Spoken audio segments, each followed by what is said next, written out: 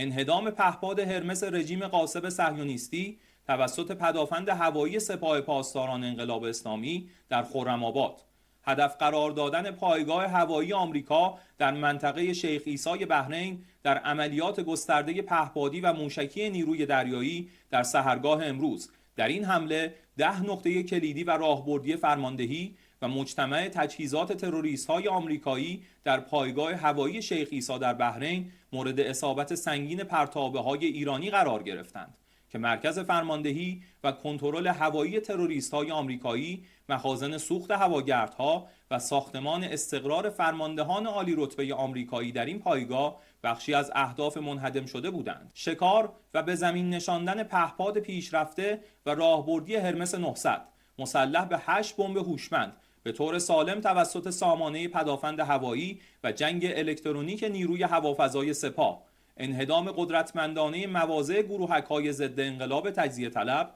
در اقلیم کردستان عراق با پرتاب 30 فروند پهپاد توسط یگانهای عملیاتی نیروی زمینی سپاه. این گروهک‌ها در حال برنامه‌ریزی برای نفوذ و اقدام علیه حریم مقدس میهن بودند. نیروی پدافند هوایی ارتش با انهدام 7 پهپاد متجاوز رژیم صهیونیستی در مناطق مختلف کشور مجموع انواع پهپادهای ساقط شده دشمنان آمریکایی صهیونی را به 35 فروند رساند. مناطق نظامی رژیم صهیونیستی در سرزمین‌های اشغالی، شناورها و پایگاه‌های نیروهای آمریکایی در پایگاه العدید قطر توسط نیروی دریایی ارتش با پهپادهای انهدامی و موشک‌های سطح به سطح در بامداد امروز از نقاط مختلف کشور مورد اصابت واقع شد. تأکید می‌کنیم برخورد قاطع و سریع با کلیه گروهک‌های متجاوز و متخاصم در هر واحد جغرافیایی در دستور کار واحدهای امنیتی و عملیاتی نیروهای مسلح قرار گرفته